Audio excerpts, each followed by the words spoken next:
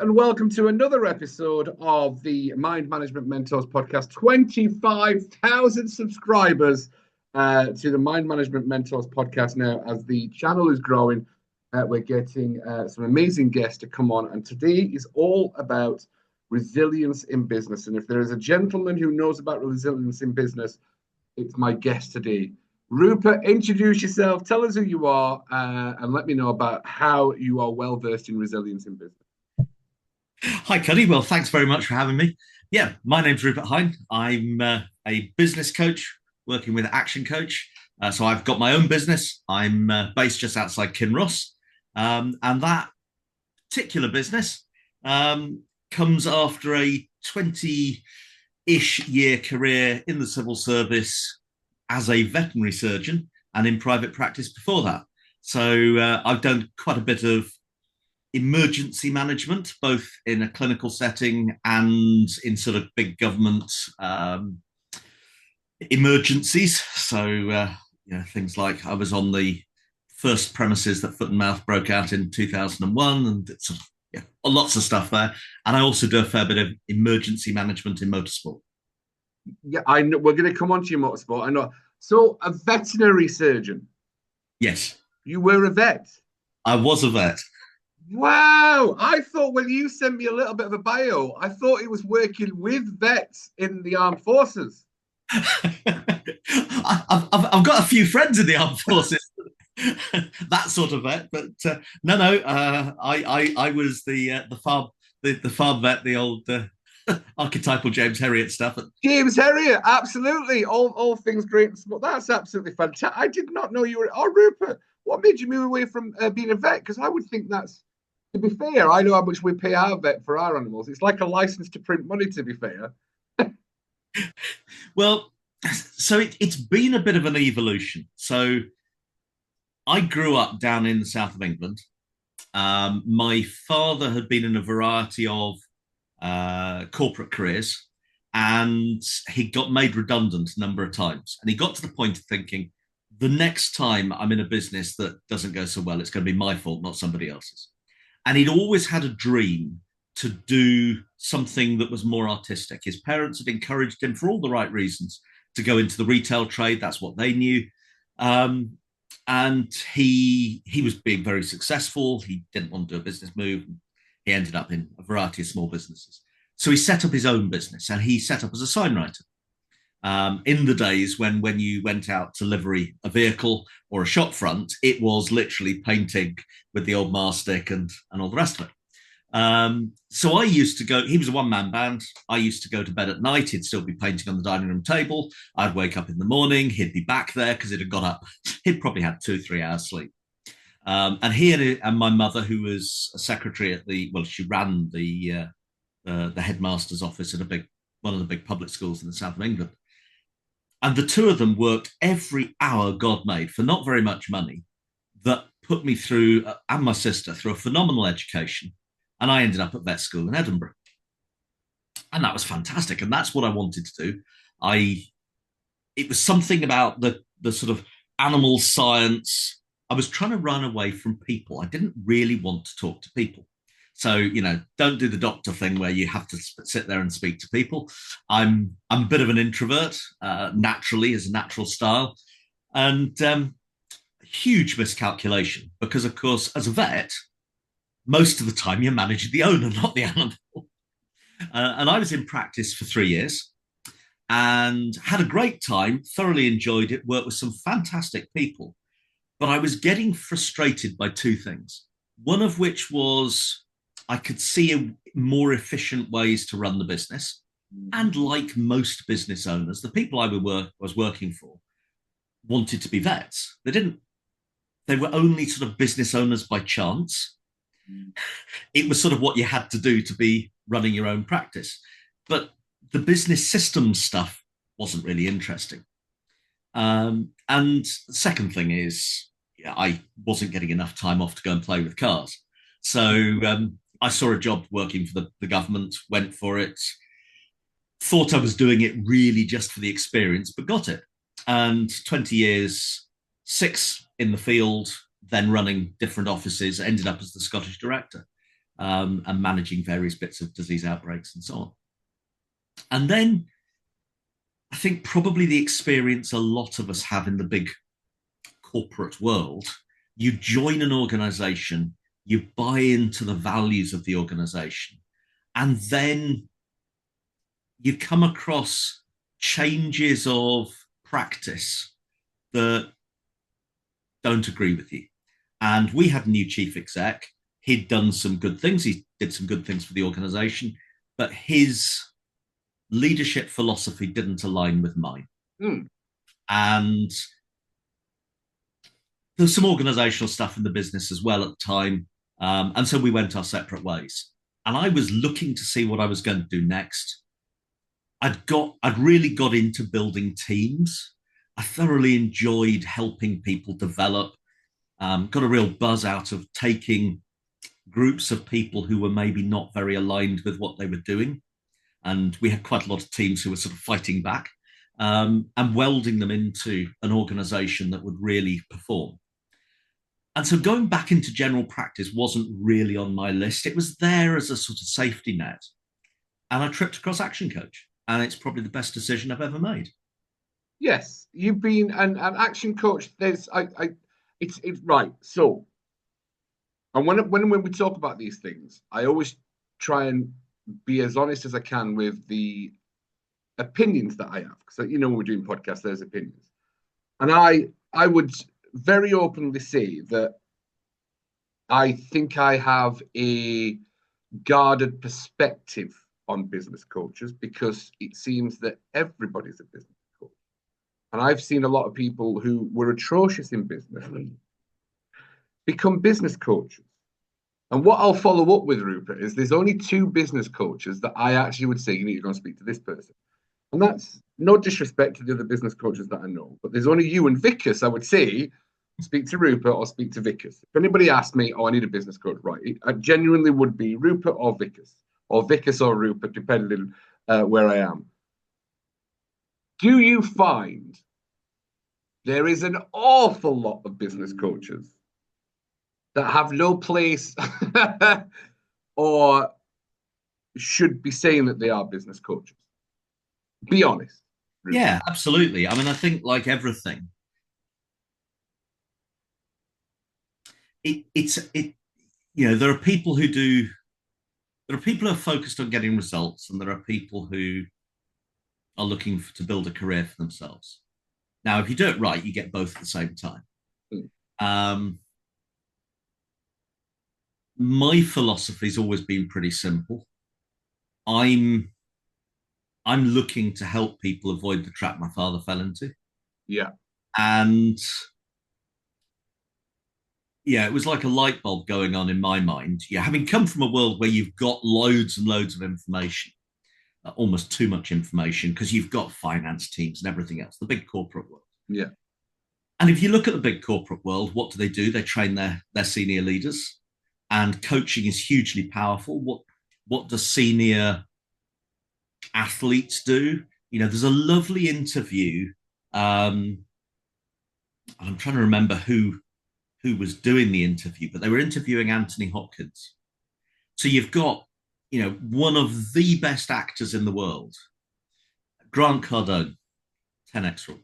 And Grant was interviewing Anthony Hopkins, and he said to him, "Do you have a coach?" And Anthony Hopkins said, "No, I don't have a coach. I've got 7. Because I've got my theatre acting coach, and my cinema acting coach, and my voice coach, and my singing coach. And if you want to get better, you need someone who can get the best out of you."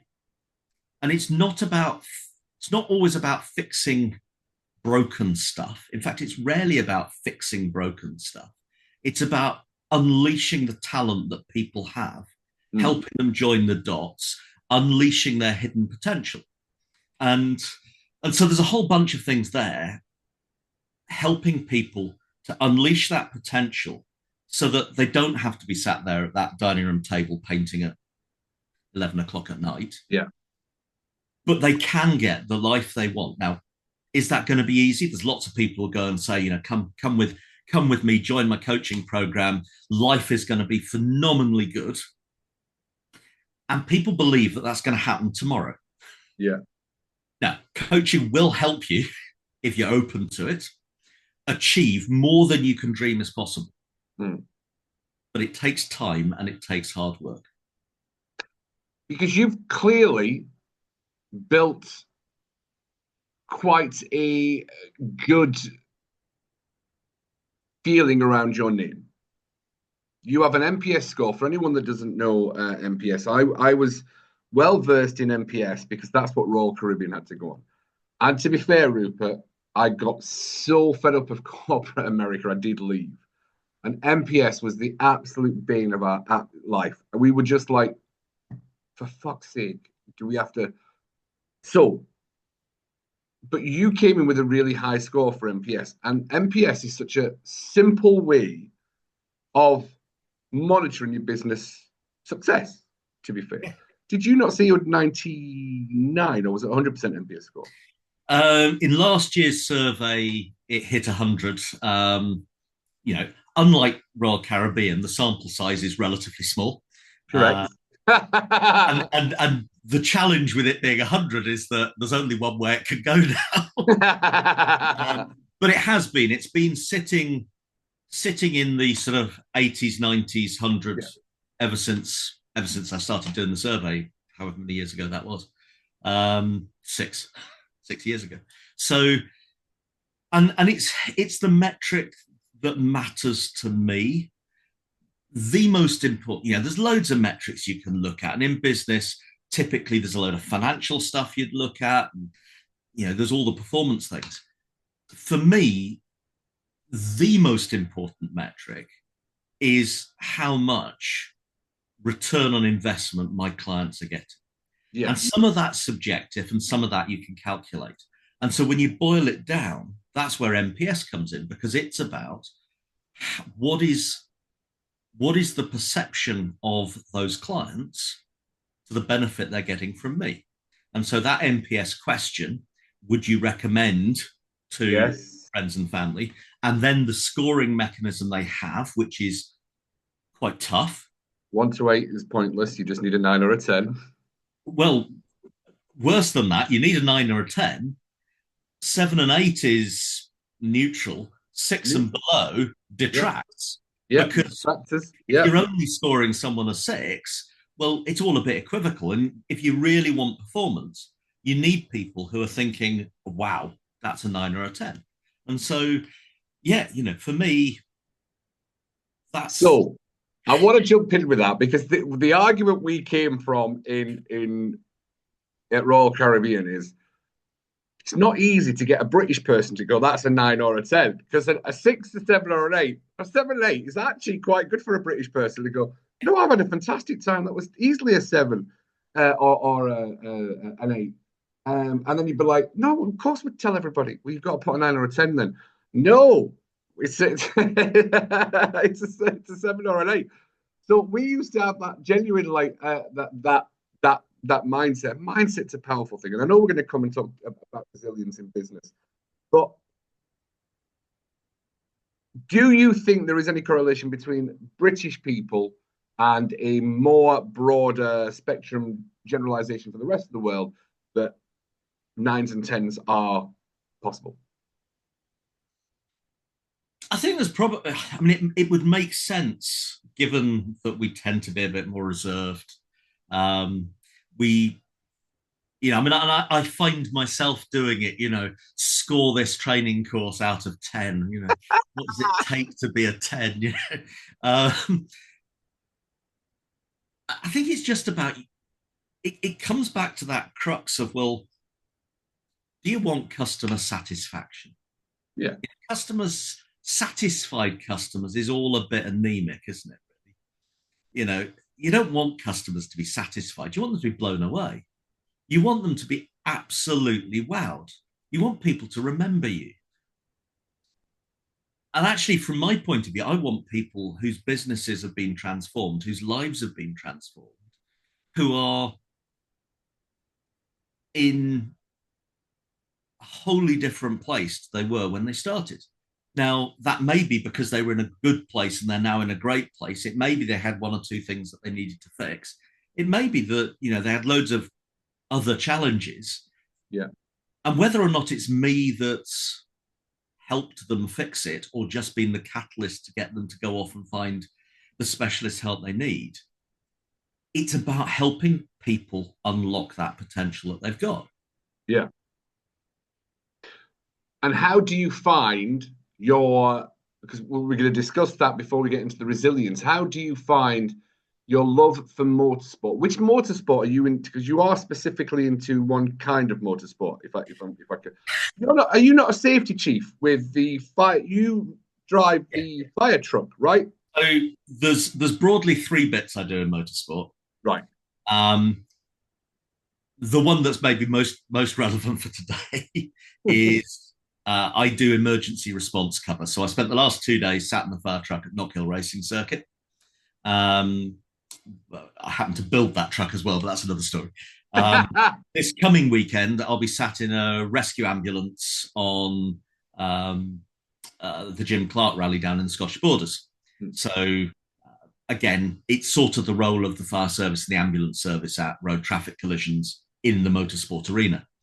And yeah, I do quite a lot of training. I do some of the assessment work for getting people to the right standards in the UK for that. But as well as doing the safety stuff, I also organise some cross-country events. So most of what I do traditionally has been rallies or cross-country stuff. It's all four wheels, almost all four wheels. I'm now doing a bit more on the race circuits as well. And then I also do some stuff around training, and I'm involved with the national governing body and the regional association. And yeah, it takes up far too much time. You smile when you talk about it, though. Your eyes light up when you're talking about it, Rupert, to be fair. How did you get into the motorsport? Where did that fascination come from? So when I was at university, I'd done a load of farming as a kid. We had a farm at school. I was into mechanical things. I've been taking things to bits and putting them back together for longer than I can remember. My parents tell the story of finding me behind the sofa at the age of 3, having dismantled the mains electric plug off some appliance, and I was busy putting it back together. So I've always taken things to bits and fixed tractors and all that sort of stuff. And I just rebuilt a Land Rover that the Hot Air Balloon Club in the university was using. I was on their stand at the Freshers' Fair, and I had a particularly unusual Land Rover that I'd saved up and got. And a guy who's a good friend came up and, who wasn't at the time, came up and said, "You're the guy with that Land Rover." I thought, "Yeah, you need to be in the motor club." All right then. It's got internal combustion engines. It's got mechanical things. Go and give it a go, sort of thing. And I got hooked, really, a bit on the competition side, but to be quite honest, more on the organising and helping people do stuff. So I've done navigational events and trials, and everything from silly. I did some gymkhana type. We did a decathlon up at Aviemore one year. I say decathlon. It was not the sort of Daley Thompson type decathlon. It was much more, here, take your Land Rover into this box, swap a wheel from one side to the other under a time clock, then go and do some other silly task and a bit of blindfold driving, all this sort of stuff. And I got it. It sort of went on from there, and I got into the marshalling. And from the marshalling, it was, well, I've got a Land Rover, so I can have a winch and a radio and do some recovery. And one day somebody said, "Are you busy on Sunday?"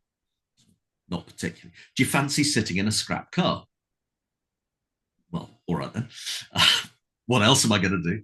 I was still a student at the time. So I went to a scrap yard out the back of Edinburgh, sat in this scrap car, and as a training exercise, a bunch of the rescue team of the day cut the car away from around me. And I thought, that's quite interesting. I'd rather play with the tools than be the poor sod in the middle of it. Yeah. So yeah, that's what I now do. So if you ever want your car turned into a convertible in about 7 minutes, we do quite a nice line in them, but it probably won't pass an MOT again afterwards.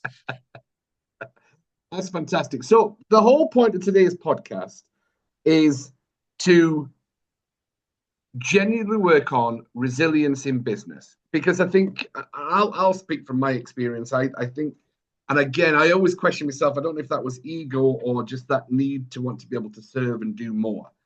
But I wanted to work for myself, of which most people, I got fed up with being told what to do in different organizations, thinking, if you just did it this way, you might find your life be a lot easier, and not getting listened to. And I'm like, right, so basically, it's now time for us to go and do something yourself, something quite passionate. But to be fair, and I think I've always tried to be, honest with a lot of coaches and mind management coaches, life coaches, those kind of things, is it's not easy. Training to be a coach is so easy. To be fair, you'll see it on Facebook. I know you'll see it on Facebook. You can learn to be a life coach or a mind management coach for £7. You've seen the advertised, click here, you'll be fully trained, certified life coach. And even though we've got those video courses that show people how to do it, and this is what you need to do for your marketing, and this way, it is lonely and quite brutal, to be fair. I'm sure it's the same for when you come on an action coach. You get the training, you get the support, but then you have to go out and do it yourself. And you have to overcome that imposter syndrome of standing up in front of someone and saying, I can help your business grow. That's what Rupert Hine does. So what I always go for, what 3 tips, Rupert, should somebody have or do when they're new into business? I think first up, surround yourself by the right people. And when you say right people, what do you mean by the right people? So you are the average of the 5 people you spend most time with. Yes.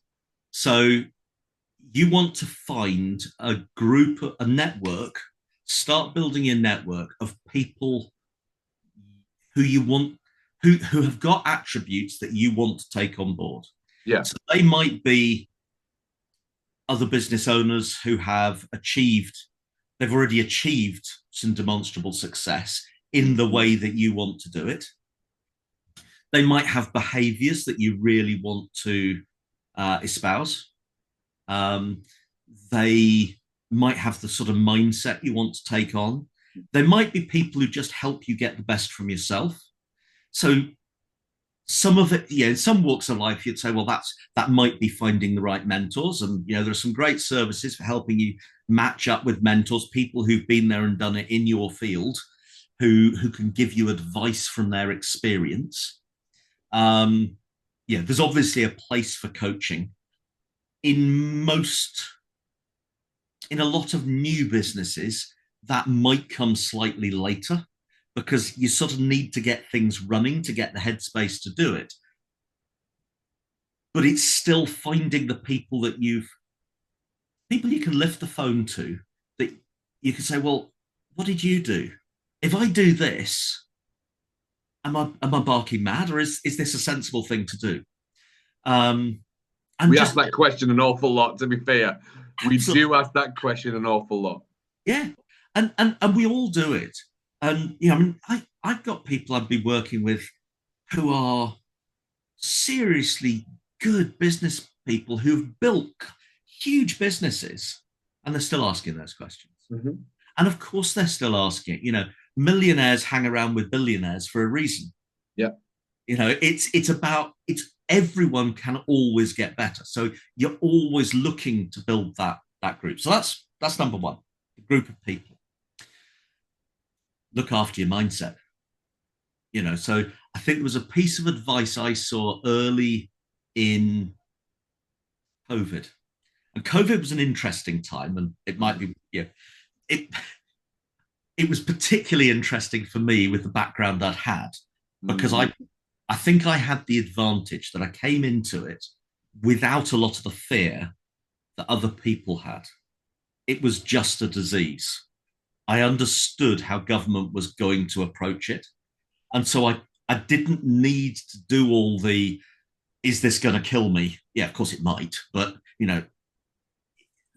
the huge amount of fear that most people had that came from the uncertainty of we'd never seen this before, I'd seen it in different diseases. And you saw it in the foot and mouth. Absolutely. Because I mean that was quite scandalous at the point, wasn't it? It was scary. It was certainly scary. It was. I remember the piles of cows getting burnt. Yeah. I could walk out of my door 6 a.m. because I was about the first in the office. And for about 3 weeks in the spring of 2001, I could see 17 pyres from my front door.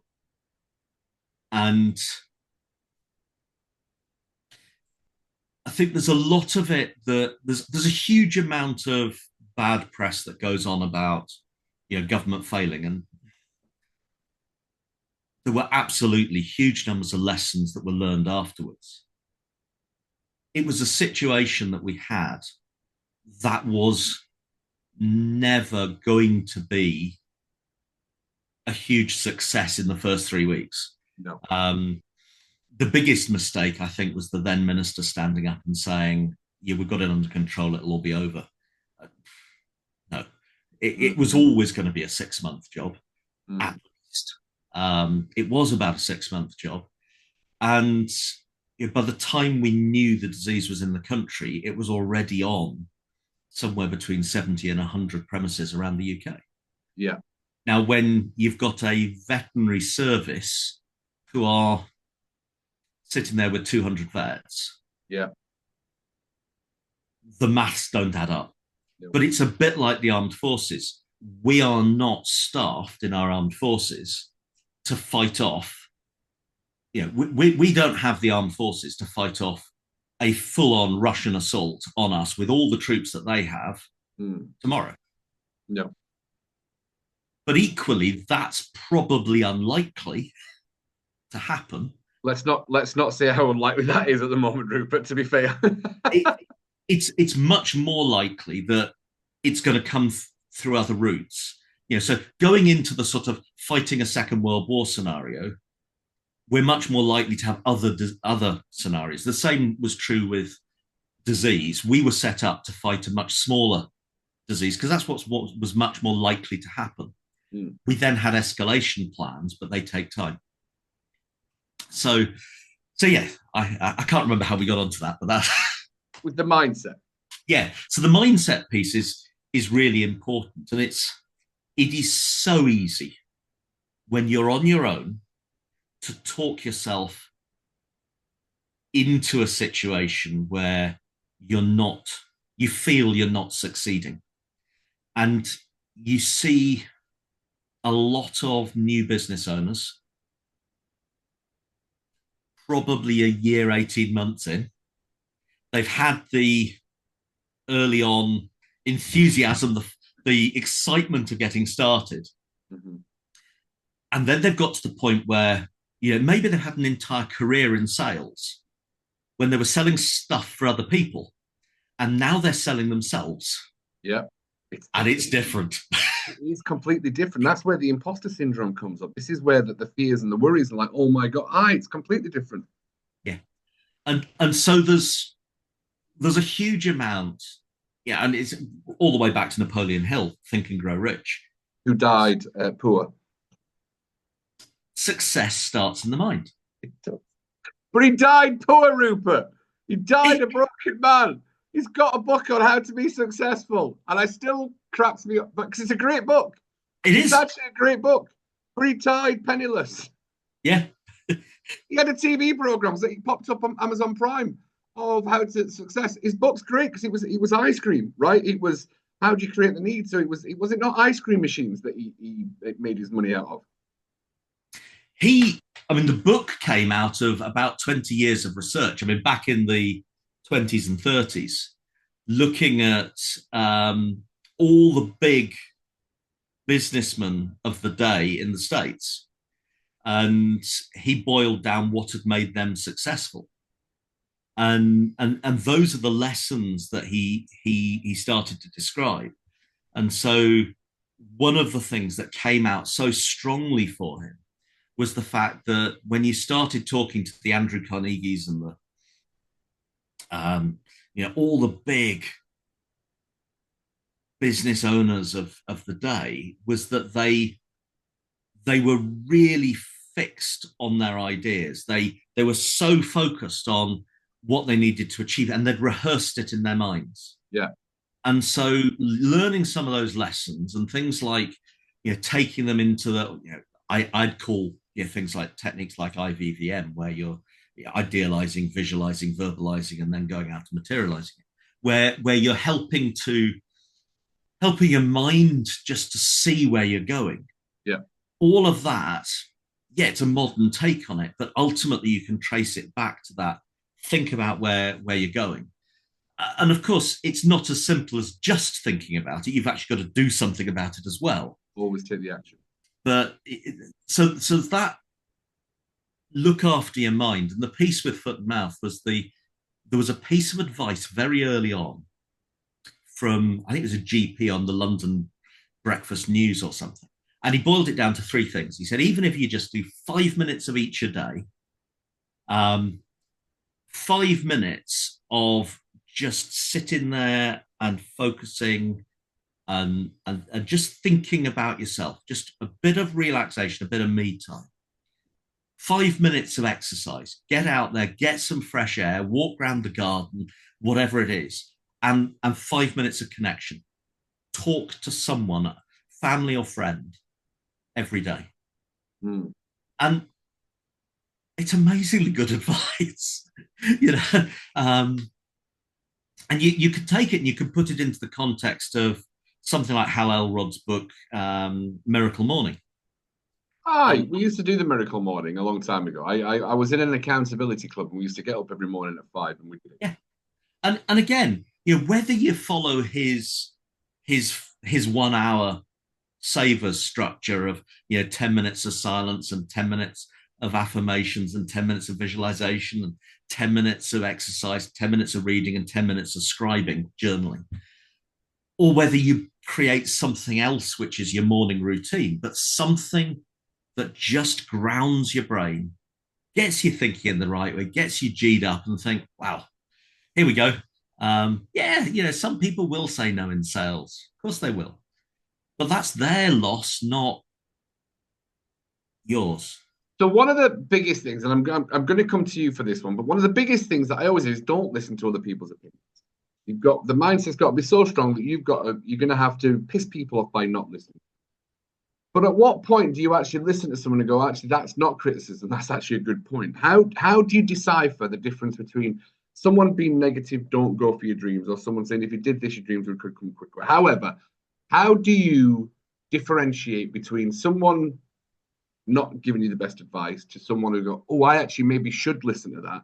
It would appear it's negative, but it's actually not. It's a really constructive thing. So I think that's a really small paradigm that people miss out on, because they're so gung-ho on don't listen to the naysayers, don't listen to the naysayers, that actually some of those naysayers might have a point.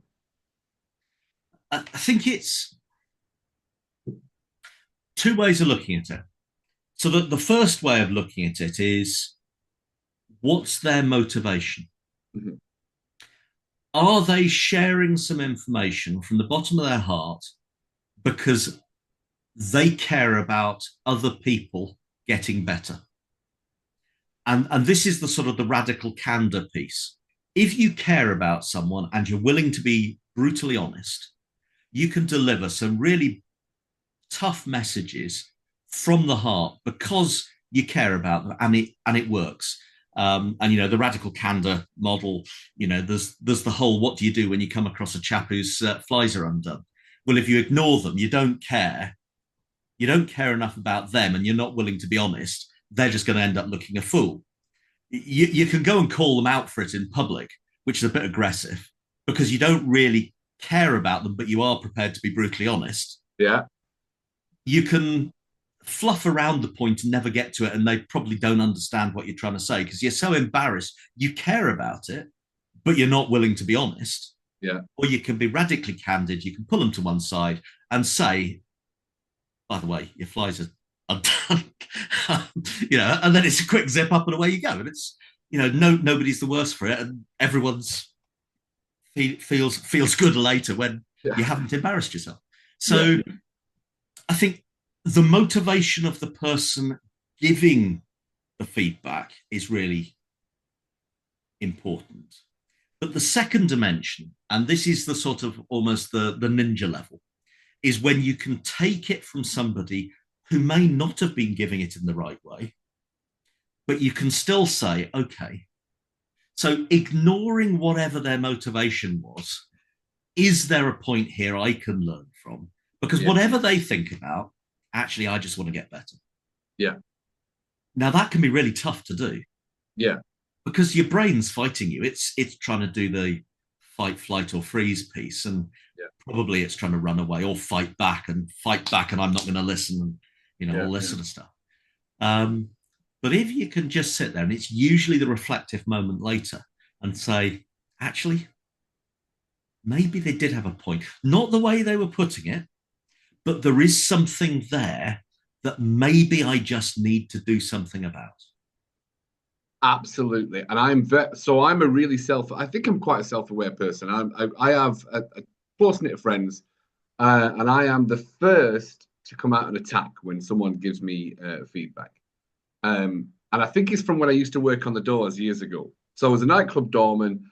I was always very calm and stood on the doors, and I was never aggressive, but I would be very good with my mouth to say, back off, or you're an arse, or whatever quick word that I had that would humiliate somebody in front. I'm being honest.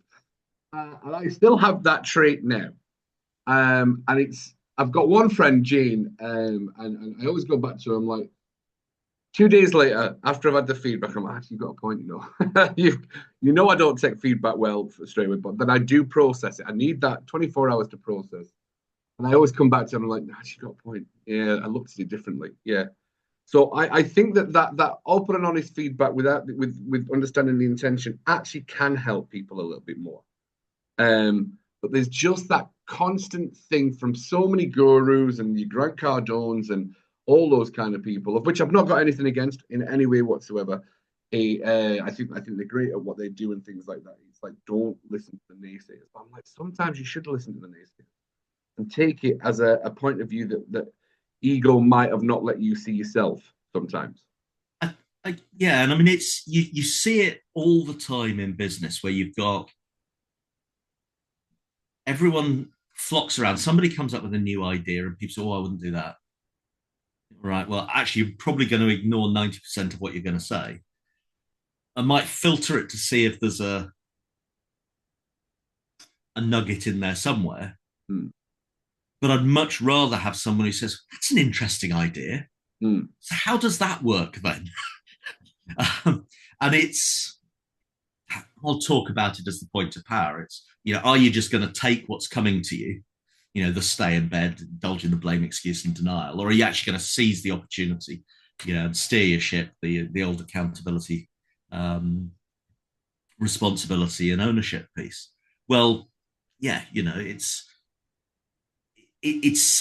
take what people are saying, and this is back to that surround yourself by people who will be cheerleaders, but they're not going to be blind cheerleaders. Yes. So they're going to encourage you to go for stuff, but they're not going to let you just dive in without having considered the factors that might affect you.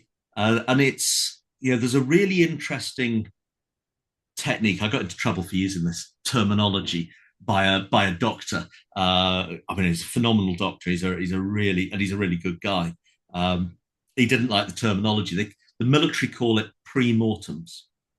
Right. And it sounded a bit too much like a post-mortem for the doc. But and so the idea, Clive Woodward would call it thinking correctly under pressure, teacup. The idea is, typically we think well, we're going to visualize the happy path. We're going to visualize what success looks like. And absolutely, you want to set out, start off, think, what does success look like? Yeah, how are we going to get there and all of that? But then the pre-mortem piece, and this, a lot of it comes from the military, is you think, okay, so what's the enemy going to do? We've got this happy path. What are they going to do to derail us? We're going into play, Clive Woodward's English rugby piece. Yeah. We're going to go into play against the Aussies. Now, they're not just going to take our tactics. What are they going to do to derail us? And how are we going to respond? And so you think that through. And then when some of that happens, it's no longer a surprise. So, yesterday morning, we were up at Knockhill Racing Circuit. We're hoping for a day without incident, because obviously we want everyone to go home uninjured, having had a fantastic day of sport. But motorsport can be dangerous. Mm-hmm. That's why people enjoy it in many ways. And so we're there as the safety team. So what do we do first thing? We have a briefing. Why do we have a briefing? Well, A, so we know who each other are, because then we can work better together. But it's also so we can think through, well, actually, if we have a major incident, who's going to do what? How are we going to respond? Now, it's probably much the same as it was on Saturday. It's much the same as it was at the race meeting in April. But at least the team, who will have changed slightly, because it's volunteers, different people come in and out, we know what we're going to do. We've thought it through. We've had a think about what could go wrong. So when it happens, we're no longer into the fear piece of, oh my God, here's some new situation. That's what we used to do on the cruise ships. We had drills every 7 days. And the drills were purely there for that. We know for a fact that when something goes wrong, and most things that go wrong on a cruise ship's at 3 o'clock in the morning, it's actually not 11 o'clock in the day. It's when everyone's sleeping. So we used to have to run, not at 3 o'clock in the morning, but we had to run that many drills to remind everyone, remember, things go wrong in the midnight, not at 1 o'clock when we're in Bermuda or whatever. And that was, I did enjoy the drills that we had to run on the ship, because it was like the more you run them, the more consistent and calm you'll be when it happens, because that fear will kick off. Obviously, fight or flight, freeze or flop will kick in. A lot of people's is freeze and flop. To be fair, there's not many people that have got the fight and being able to think clearly in those kind of situations. So yeah, so it's not negative to be looking at what could go wrong, is it? It isn't, provided you're thinking about what are you going to do about it. Yes. So we're creating an action plan. Absolutely. And it's, and I think we started off thinking, resilience. One of the things for me about resilience is about reducing the level of emotion and then replacing it with a level of logic. It's about planning. Yeah. Number 3 of my things with starting a new business, have a plan. Yeah. Sit down and work out what that plan looks like, because that's the logical piece. That's the piece that gives you a framework to work towards. Then you can drill, you can train. And as you were talking about your cruise ship drills, I was listening to a webinar about 18 months, 2 years ago now, from another good friend who's a consultant intensivist and an anaesthetist. He's one of the top doctors in motorsport and Central Scotland. And he was talking about a number of years ago, he got faced with a young child, who was trying to die on the operating table. He's responsible for the anesthetic, and this kid stops breathing. And his brain went into the whole, this is somebody's child. This is, if we can't get them back, this is a huge hole in a family. And of course, any death is traumatic. But when you start talking kids, the emotion rises. And he got to the point and he said, there was no way that at that moment in time, I could make any rational decision. Because my brain had gone that far. He said, he saved the kid, not because he thought about it, but because he had drilled again and again and again, and he was prepared, and he just did what he was trained to do. Yeah. And so the thinking up front, it's a bit like in sales when you get an objection. how many of us really enjoy an objection? Actually, when you get an objection, it should be fantastic. Yeah. Because an objection is somebody saying, I'm interested, I just don't yet see how this is of value, enough value to me. Because if they genuinely weren't interested, then they're either going to physically or metaphorically slam the phone down. They're not going to waste any time on it. But if they're starting to invest time in a conversation, it's because they don't see the value. So if they don't see the value, then that's an opportunity for us to have a conversation and see whether the value is there for them. Yeah. Sales is about ethically helping people to buy. I'm not into this flog somebody something just because you can get a sale out of it. It's help them to buy something that they'll find useful. So if you're doing that, it's overcoming that fear, because the first thing that happens as soon as somebody objects is your brain goes, I've been rejected. I'm being cast out of the tribe. Oh my God, I'm a disaster. And all of a sudden, your internal narrative, which is just your prehistoric chimp brain saying, it's the whole emotional fear of abandonment and rejection piece. And so you try and run away. And so you close the conversation off as fast as possible and you think, oh, survived. But you didn't get the sale. I've got a great client who the final bit of the sales process, we sat down and it was November, and he turned around to me and he said, oh yeah, I really want to do this. He said, but it's going to be really busy up to Christmas, and I think we should start in the new year.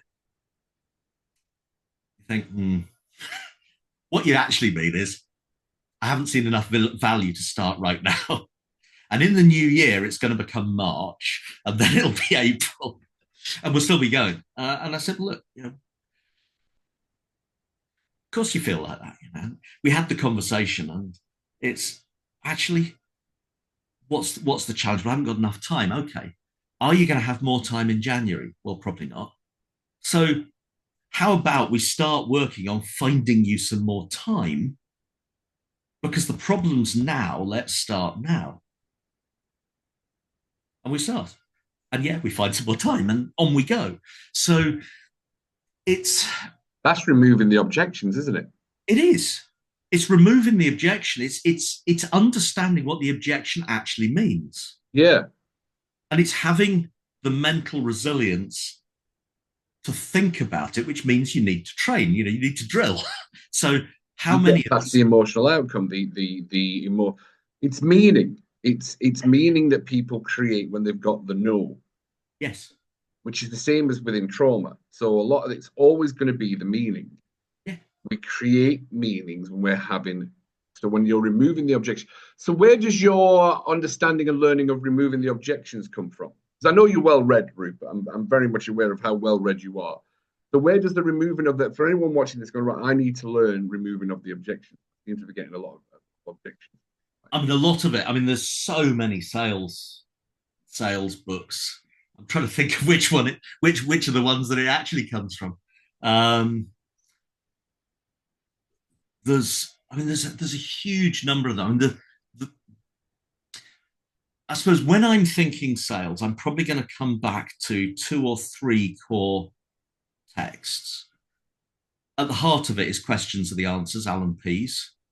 That's right. More about getting to the point of a close. James Muir's Perfect Close is a really nice book. In terms of objections, it's more training that I've had within the Action Coach family. And it's, you need to agree with people. The objection is real for them. It doesn't matter whether it's a real objection, whether it's actually fact. It's their perception, and perception is their reality. Yeah. So if they believe that to be the case, then of course it's something we need to acknowledge. There's no point fighting it. But then we need to start asking some questions and find out what the real issue is. And we're just trying to get behind it. And so, if you need to get better at objection handling, my immediate thought is, are you selling to people or are you just coaching people to come to a decision? If you were coaching someone to come to a decision and they gave you an objection, what would you do? I mean, I always go with the 5 whys, to be fair. And why is that a problem? And do you know, the amount of times I've seen, it was a safety thing on the cruise ships, that the traveling safety used to always come around. So you've got to ask 5 whys of why 5 times. You've got to ask why 5 times. Like, this is ludicrous. So then I got into coaching. I'm like, oh my God, it's everything. Ask the 5 whys. It's not even just a security thing or a safety thing. It's everything. You have to get down to the 5 whys to get down to the root cause of what the problem is. And I do it with my clients. I do it with those things. I wouldn't particularly say I'm the best at sales. To be fair, Rupert, I'm genuinely, it's something that I'm always learning. But I've heard, and I mean, I'm open and honest, I've heard horror stories of what people have done to make a sale. And I've heard horror stories of, oh, I don't think I'm ready to do this now. I need to speak to my husband. And then the people that were doing the selling is like, oh, we can speak to your husband for you. And I'm like, that is horrible that they would, oh, we'll speak to your husband about the sales thing, not a problem at all. And I just think, so please, Rupert, as a gentleman with your years, am I wrong? No. Is it unethical? Oh, I'll do that. Yeah, not a problem. Let me speak to your husband. That to me is like bullying. Yeah. No. They're absolutely right that they need to have all the decision makers in the room. Yeah. But what I'd say is that's an earlier in the sales process thing. So when you're starting to talk to somebody, it's who besides yourself is going to be involved in making this decision. Yeah. Now, if you go and ask someone, are you the decision maker? They're almost always going to say yes, even if they're not, because that's an ego thing. And it was ego maybe. You've just, it's just popped up. So I was on when I first started coaching, it was, and I'll say the person it was, he's got glasses. It was his program. It wasn't him doing the sales. I see him on Facebook an awful lot. Very English, half grown in beard and glasses. Forgotten his name. But I thought, right, do you know what? I'll find out what this sales thing, this funnel, learn how to do the funnel and make all these kind of things. I still haven't got a funnel or what I would know as a funnel. And I went through the sales process and I was like, we didn't have that much money at that point and stuff like that. And it was like, oh, it's £4,000 for the program, those things. I said, all right. And for the first 20 minutes of the phone call, lovely. I was genuinely like, this makes total sense. I'm actually good with this. I'll go and speak to my wife. And I said, no, I'll have to speak to my wife. And the guy on the phone just changed. What are you talking to your wife for? So I said, well, can I come back to you and I'm supposed to speak to you in 3 days' time? Why should I call you back in 3 days' time? It's either now or never. And I swear to God, Rupert, within the space of 30 seconds, I was on the phone going, fuck off, you've just lost a sale. I was genuinely interested. And then for the next 15 minutes, he was getting even more irate until I got to a point where, hang up. Yeah. What was that all about? Pemberthy. John Pemberthy. It was his sales team. Yeah. And I was like, every time I see him pop up, I'm like, that. And that's the thing that again, it's, it's a trauma of something that we felt. And I'm like, oh, I can't ever do sales like that. I can't do sales like that. That's just bowfin, as they would say in Scotland, to be fair. Lots of people have a really negative impression of sales. They do. And it's the old the stereotypical second-hand car salesman will flog granny if it'll get him a sale.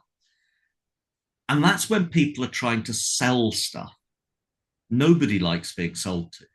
No, they want to understand the value. I did a great podcast with Eileen Boyle about the value. You're not selling, you're creating value. But people enjoy buying. I like that concept. So when we're talking about sales in business, it's about helping people to make an ethical decision about buying. Some of that is having the mindset And this is really tough when you're early in business.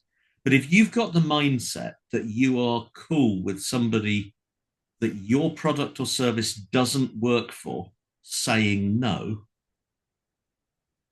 and you're happy to advise them that you're not right for them. I did that with a business. Yeah. And I genuinely did. If you're happy to do that, then you're genuinely getting to that place where you're helping people to make a buying decision. And So the challenge with that is that we all have points in our businesses where we need to make sales. The mortgage needs paid. Yep. We have to bring the money in.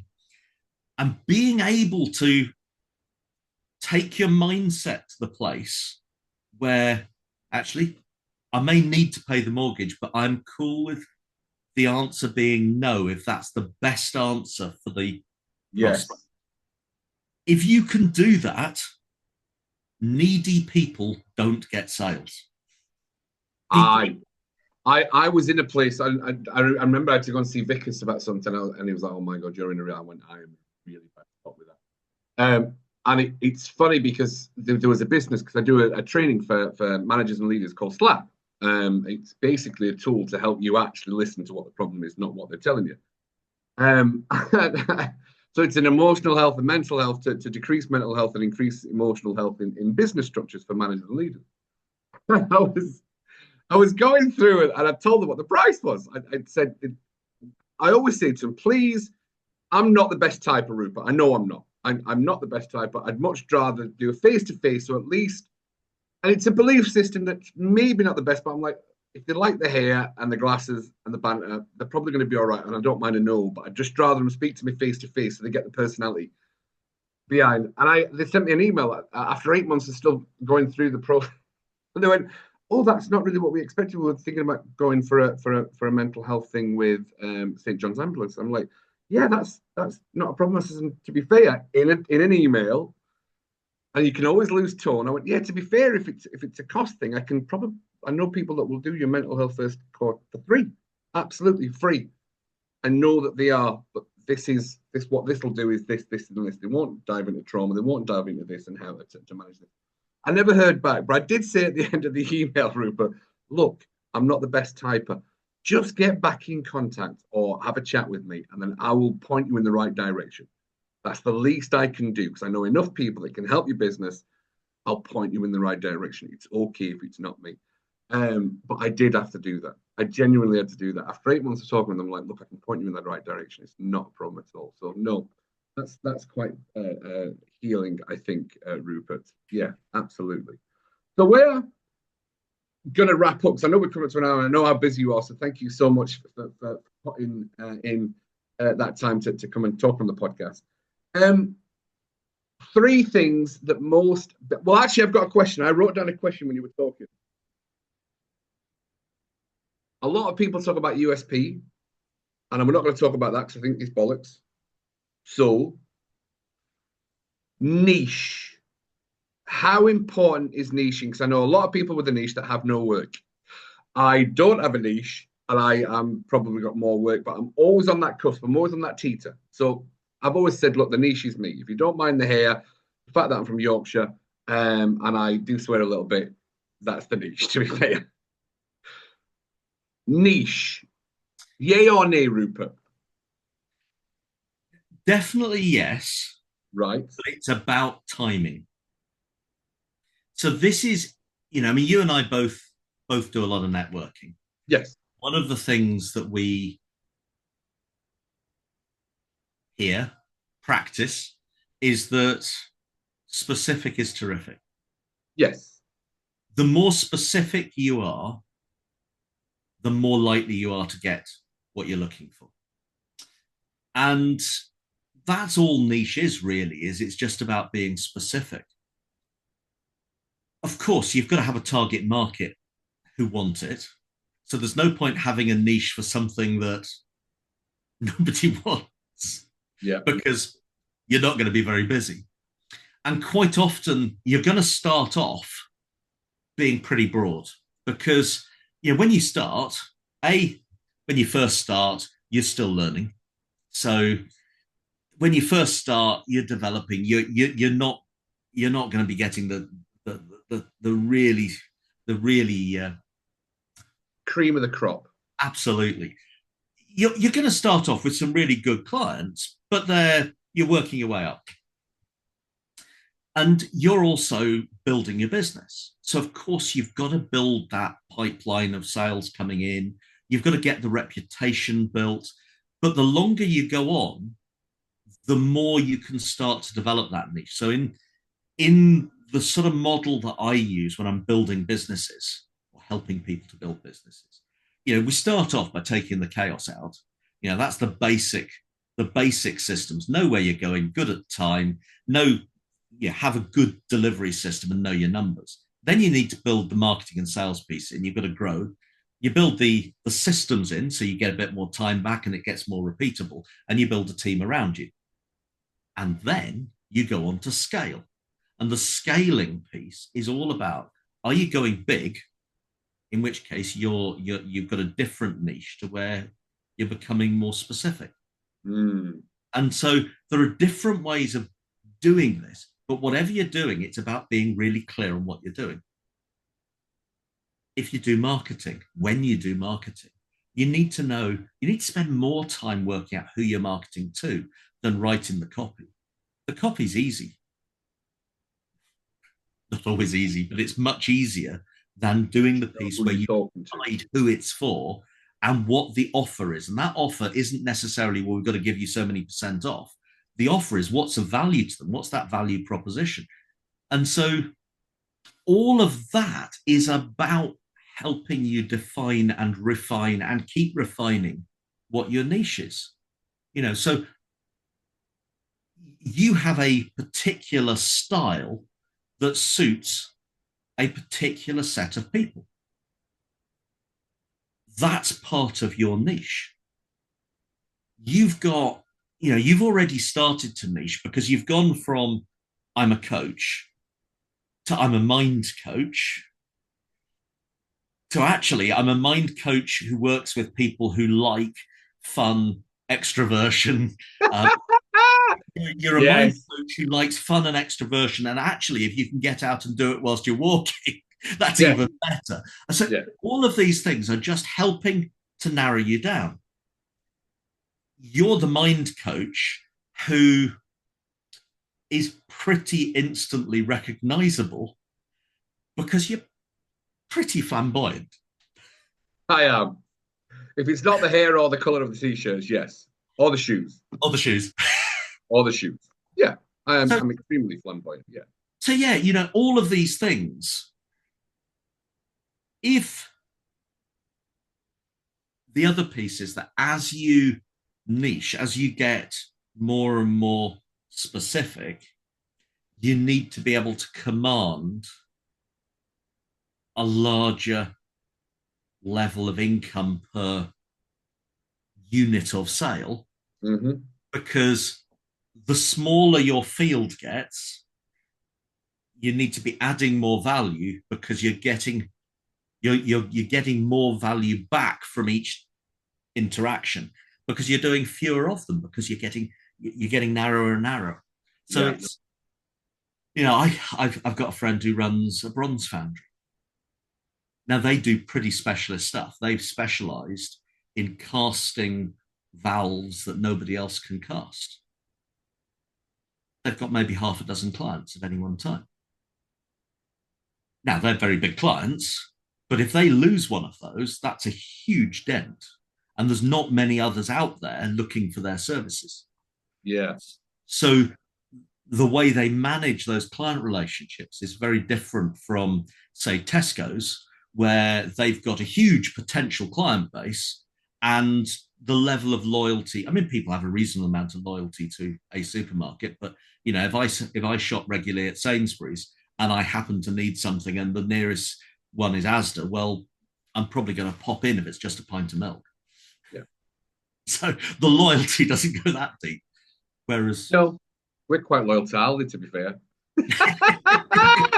We are quite loyal to Aldi. The only thing Aldi don't do is gluten-free stuff, so I have to go to Sainsbury's for the gluten-free. To be fair, I think this was absolutely enlightening, Rupert. I think we've discussed a hell of a lot more than resilience in business, to be fair. We've genuinely found out more about you, and you know the value of working with, I suppose, an action coach or a business coach that knows their stuff is, like you said, on how much they get out of it, how much revenue has come about. It's a great way to judge. And if you are running around with 100% on your MPS, I think that speaks volumes. Rupert. I think there's two things that people should consider if they're thinking about looking for a business coach. You could probably apply this in a different way to other forms of coaching, but if specifically with a business coach, there are two questions I would ask. The first is, what's the return on investment going to be? And allied to that, is there a guarantee? And the second... Can you offer that then, Rupert? Yeah, I do offer that. See, look at that, Rupert. Now, there was a confidence. I love that. So, now that means I'm going to be selective about some of the clients I work with. Okay. There might occasionally be a client where I'll say, yeah, I'll work with you, but on this occasion, I can't offer the guarantee for these reasons. But I'm struggling to think of too many like that. But no, it's down to me to be able to see whether I believe that the opportunity is there to get that. If I don't believe I can get you a return on your investment, then why would you be working with me? It would be unethical for me to take your money. I love that. Sometimes it's about turning the benefit, giving it a numerical value. Yeah. So I was talking to somebody the other day, and my normal guarantee doesn't quite work because of the particular type of, well, it's a charitable business to start with. And so concepts of profit, it exists because you've got to make a surplus to invest back in the charity. But it's not quite what they were looking for. So that's all right. Let's use that as the basis. And if we can come up with something that's similar and measurable, we'll go for it. So the return on investment piece, if you're going to work with someone, you've got to understand what that is. That might be money. It might be time. We can monetize time to measure it so we can do it for the guarantee thing. But, if time's the thing. I work with I've started working with someone a long time ago now. And he was sort of saying to me, look, I'm not interested in making more money. I'd like a bit more time, but the main thing is I'm big in the local church. Well, it's fine. If the money is not what you want for your life, is it useful to the church? It doesn't. I don't care. I'm just there to get you what you want, however you want it. So that's the first thing. The second question I would always ask is, who coaches you? Yeah. Because I find it incredible. My answer to that is my wife. I find it incredible the number of people who try to sell coaching and don't have a coach. And they're trying to persuade people of the value of coaching, but they're not prepared to invest in it themselves. Just sort of, if you believe in the value of coaching, have a coach, because if it works for your clients, it's damn well going to work for you. So they're the two questions. And on that bombshell, as Top Gear would have once said, thank you very much, Rupert. I think this was a fascinating conversation. Thank you very much for being a part of it. Thank you very much for coming to the Mind Management Mentors podcast, which is we try and do some. We've kind of moved towards wellness in the workplace and helping coaches get that understanding of what they need to get in place before they go out and be coaches. And this is definitely one of those podcasts. Rupert, is there anything else you would like to share? No, I think it's been fun. That's what you get. That's literally that. That should be the word, that when Cuddy's around, it's fun. Absolutely. Do life should be fun. Yes, it should. Absolutely. People talk about the whole, you know, when I retire, when I've become successful, I'm going to do. Life is a journey. It's not about the destination. The destination's helpful, Yeah, but it's about how you get there. It's the journey along the way. and that's resilience, isn't it? If you can have fun with the knockbacks and the no's, and you can create those positive outcomes. I'm a big believer in it. And look, I always share this, or I'll share this again. If anybody is having, they've had a bad business day or anything like that, just ask yourself that one question. It completely changes your mindset. What's the gift? Yeah. Ask yourself, what's the gift? The second you ask what's the gift, you start looking for answers. Right, I didn't know enough. That's not a problem. I can learn more, or this. So the questions that we ask ourselves internally will absolutely make a difference within your business. And that one question is, what's the gift? Will make a massive change to your businesses and your teams and everything like that. Rupert, it's been an absolute pleasure. As always, big love from Cuddy, and we'll see everybody on the next episode of the Mind Management Mentors podcast.